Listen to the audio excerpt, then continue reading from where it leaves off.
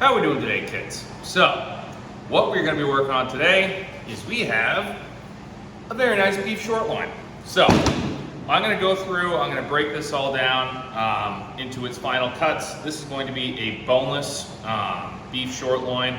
So this is going to be a good video for you folks that are possibly doing this on your own, at home without a whole bunch of equipment and things like that. So this is a very easy way to break this down with just a knife. So we don't have to worry about breaking the bandsaw out and hacksaws and things like that. Again, if you're looking for T-bones and porterhouses, that's where you're going to have to start breaking out the handsaw or the sawzall to make things work. More than likely, I will do another video on that. But for today, with this customer is looking for some boneless steaks, so we're going to focus on that. I do want to say right off the top, I apologize for the audio. My phone is dying a slow death, so none of my Bluetooth mics work. So that being said, we're going to jump in. I'm going to change the camera angle because there's no need to watch my ugly mug the whole time. You're going to be focused on this. So we're going to jump right into it. All right, so what we're going to focus on first is we're going to focus on trimming this all up and getting everything all set to start deboning it. I always say it is a lot easier to do bulk trimming right off the bat, because that way you don't have to go back and trim every individual steak. It's going to be a hell of a lot easier to do it like this. I did take this directly off of the hindquarter. I did not film that. So as you can see, we have our butt tender of the tenderloin out here that usually is tucked up into the sirloin. So we had that pulled off. If you are looking for how to do that, you can go back to any of my other beef breakdown videos where I explain everything. So what I'm gonna do now is we're gonna come in here. This is the last rib in the rib cage that usually stays on when you're doing T-bones and porterhouses. So we're just gonna take our knife, follow that down, and we got that off right there. I apologize, kids. I haven't done a YouTube video in a while, as you probably know if you're subscribed to the channel. So I'm trying to remember how to frame everything. So we're gonna get to it. So here's a chunk of fat. We're just gonna trim off right there. As you can see, we got a really big tail right here. So we're gonna come in here, pop this off. You always wanna be present and paying attention where you're cutting. So when you have little chunks of meat like this, obviously keep it, because all of that goes into grind. And again, as you're trimming all of this stuff, you want to be present of the fat you're leaving on the primal itself, but you also want to be present of the amount of fat you're tossing in your trim. If you want a leaner trim, you need to trim it as you go. Unless you want to go through after the fact and go through a 50-pound lug of trim and start pulling fat out, which I do not suggest. So we're going to come around on this side and trim this up. So as I do this, because again, I'm just going to be trimming for a couple minutes, I just want to say we are going to be making an effort to be posting more YouTube content. And it is going to hopefully be a little different than our previous content. Most of my last videos were all about a half hour to 40 minutes. And as someone who has to edit all these videos, one, that's a pain in the butt, and two, no one should have to sit through 40 minutes of me talking. I get it. So we're gonna start trying to do quick 10-minute videos, 15 minutes at the longest. And then maybe once a month, if we're doing something cool, we'll do another one of those 40-minute to hour-long videos. But it's not going to be consistently 40 to 50 minutes. Truck's pulling in, fantastic. That's where the Bluetooth mic usually comes in handy. But yeah, we're gonna try to shorten it down because guess what? People don't usually have 40 minutes to watch me do stuff.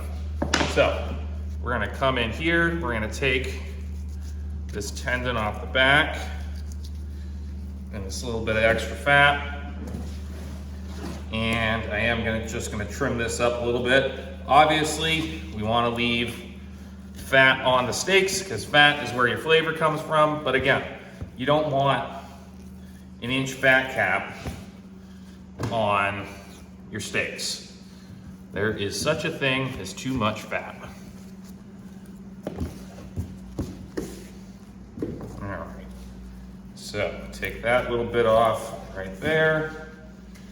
So we got this trimmed up, so now we can start pulling this off. First thing we're gonna do is we're gonna pull off the tenderloin. So there is a little meat right here. I'll trim this up a little bit more so you can see it a little better before I start actually pulling everything off. Right here are your feather bones. Your feather bones go all the way down and they get smaller as they go down. For reference of where your where this would be on the animal, I'm gonna bend down so you can see it. It's gonna be right here on your lower back. So obviously your last rib is here, and it's gonna be right around here. So what we're gonna do, come down to the end here, find that feather bone, and just have your knife right up against it. And just with your other hand, work that tenderloin off. Again, you don't wanna score, put too many cuts into the primal itself. You just wanna use the tip of your knife to pull it off and give you a nice clean cut. And we're just gonna keep pulling, follow it down, and voila, beef tenderloin. So we are going to do the exact same thing on the other side. It is a little different just because you have more to work with here. So what I like to do, find that feather bone and just do a good score so I can find all of them. Push the primal out of the way. So again, you're not making too many cuts and leaving too much meat on the actual bone. Yes, I said that, right? Leaving too much meat on the bone. And you're just gonna push your knife against the bone and push this down. Spin it this way. If you're breaking down an animal and you literally just have this sitting there like that, and you're trying to do all of your cuts without moving this, you're doing it wrong. You need to be moving this piece of meat around as much as you can to get all the angles. Because if you don't, you're gonna be leaving a lot of meat on the bone and you're not gonna have good cuts. So, we're gonna do this. And then, we're gonna flip it over like that, come along the back side here, and just run your knife along that spine there. And now you got your New York strip. So, what I like to do after the fact is just roll through, trim off whatever meat is left on here. Because again, at the end of the day, this is all going in your trim. If you are processing for, in my case, other people that you're getting paid to do it, you wanna make sure they're getting as much meat back as humanly possible. And vice versa, if you're processing your own animal, you put a lot of time and energy into that animal. So you wanna be able to make sure you can get as much as you can off it. But what I will say is that is a fine line.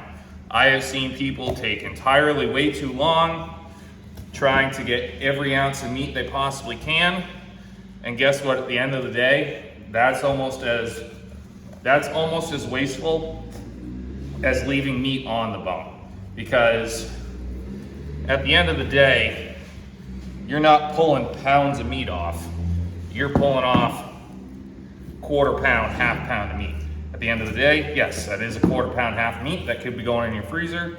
But again, it's finding the fine line. So then, like I said, go through, and now you can actually start to really see the feather bones as I pull the meat from between them. Do that. That.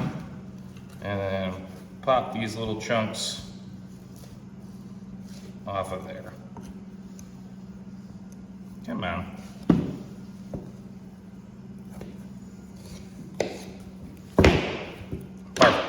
So now you can look at it. Like I said, those are the feather bones. There is not a lot of meat left on here. Everything else that is left on here, that's a good chunk. We'll make sure we take that off. Again, I could spend another 10 minutes pulling every ounce of meat off this, but at the end of the day, it's not totally worth it. So we'll start with the strip first. You can look at it, we've already trimmed the majority off, but now that it's boneless, we can kind of go through, really square it up and get it ready.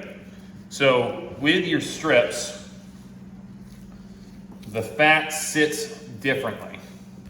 On a ribeye, if you look at it, again, it's very rounded over. The fat follows that round. On a strip, you have a bit of a dip. So as you get to this backside over here, the fat kind of dips down. So if you're not confident of understanding where the meat starts and the fat ends, go ahead and just leave it on there and you can trim it up after the fact. And you'll be able to see more of that once we start cutting these. We're just gonna trim this up and clean it off.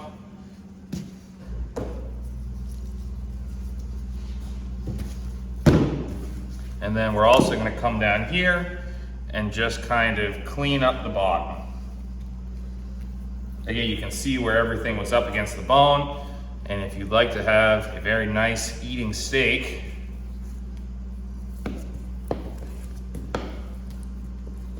clean that up, make it look nice and pretty, toss that right in your trim so it doesn't go to waste. We'll clean up that tail just a little bit more. All right, so now that's done.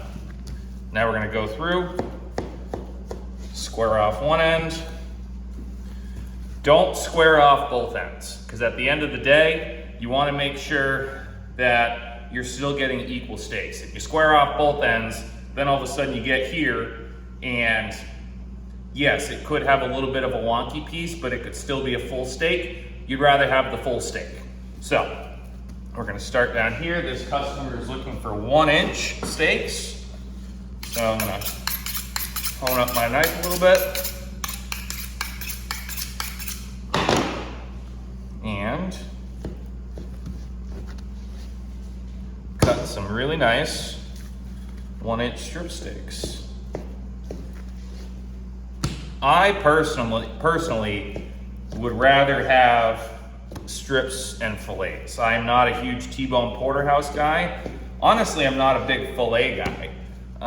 When I cut beef personally for my family, I'll take the strips and I'll cut them usually around 1/2 inch, and I'll usually cook those for breakfast. Those would be my breakfast steaks. And then I could honestly give 2 shits about filet. I use filet 90% of the time as a barter because everyone else freaks out about filet. So all of a sudden you toss out a package of filet steaks, everyone becomes a little more cooperative about what you're trying to do. So as you can see, as I described it, you can see how that fat layer kind of dips down into the meat. So if you were to really gouge in and try to trim that out, you'd be cutting right into your steak. Like I said, I've been doing this for a while, so I do understand that. So I was able to trim these up fairly well, but as you can see, like on that one, it's a little heavy. So what I can do, as I'm going through it, trim that out, do that, wham, bam, thank you, ma'am.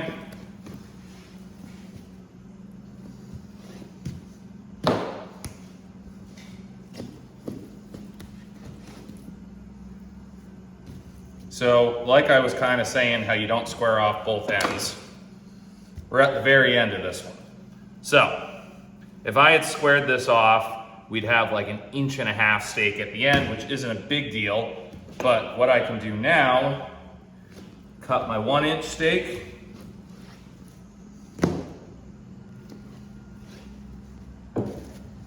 And then we got this end here.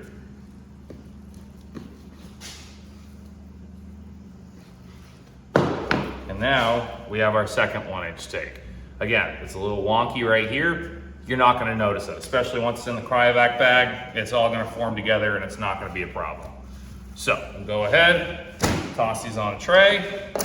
move over to our tenderloin. So, first thing we're gonna do, just like the short loin, get this all trimmed up. Over here at the butt tender, there is a couple pieces of meat that we want to trim off, and we'll toss that right into the grind. We'll do this. We're gonna pull the tenderloin tail right here. We're gonna take that and just yank that right off. It should separate by hand. If you want to get your knife in, you can. Up towards the butt tender here.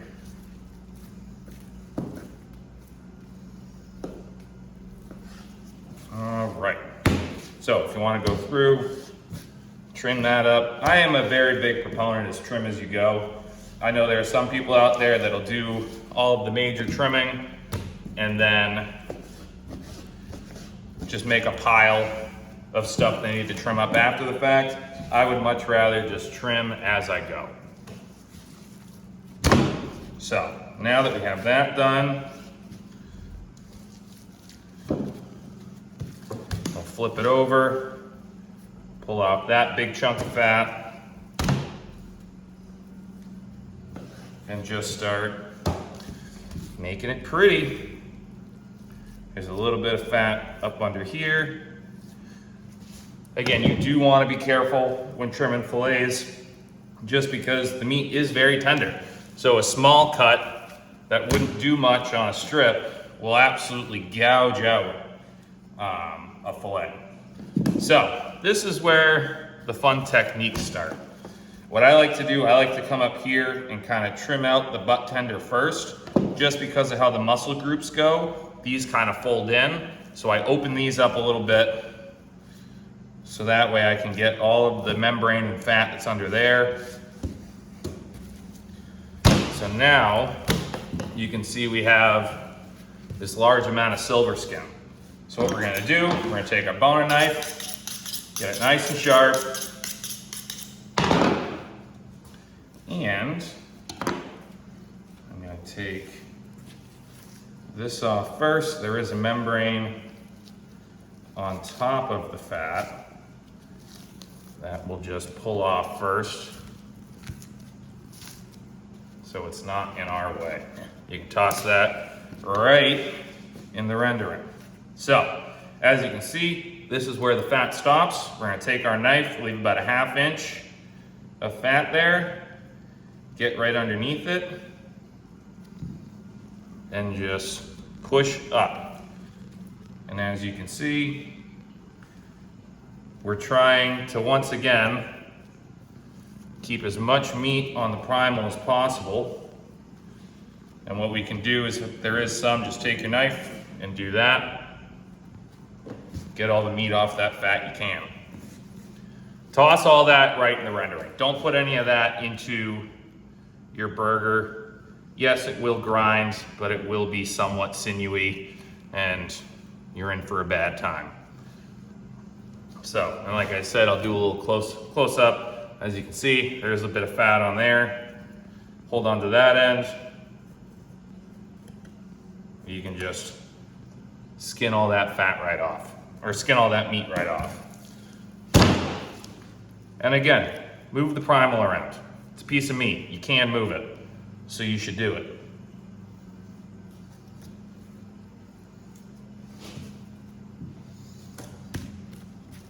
All right, a little bit more fat there. And we're done, kids. So we'll do that. So now we are going to start from the butt tender. We're going to square this up right here. If you are also cutting kebabs or tips or stuff like that, instead of tossing this on the grind, because again, it's super tender, just toss this in your pile of tips. You might look at it and go, oh, that's not a steak tip, but then you eat it and you go, oh no, that's delicious. So they are once again looking for 1-inch steaks. We're gonna do 1 1/4, just because they are fillets. So again, on the butt tender here, you're gonna see that. Just go ahead, pack them together like that. so that way they don't look too wonky. And just start working your way down. This is where it gets interesting, just because again, this end of this butt tender kind of starts to not be as connected. So you just need to pull that there. Now, you're just in the one solo piece. So now you can just kind of go down.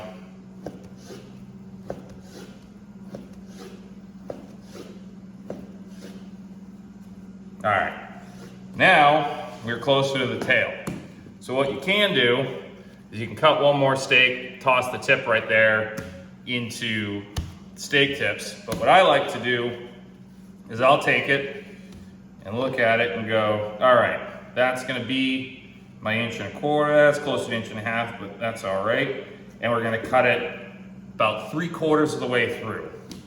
Flip that steak over on top of itself. Now, instead of having a tiny steak, you have a normal size steak. And then you just have that little end, toss that in your steak tips, and you're good to go. I'll trim that up a little bit, come on. I'm trying to be professional over here. But no, like I said, now you have gorgeous fillets. I usually package these 2 at a time just because they are a smaller steak and they work a little bit better when there's 2 at a time.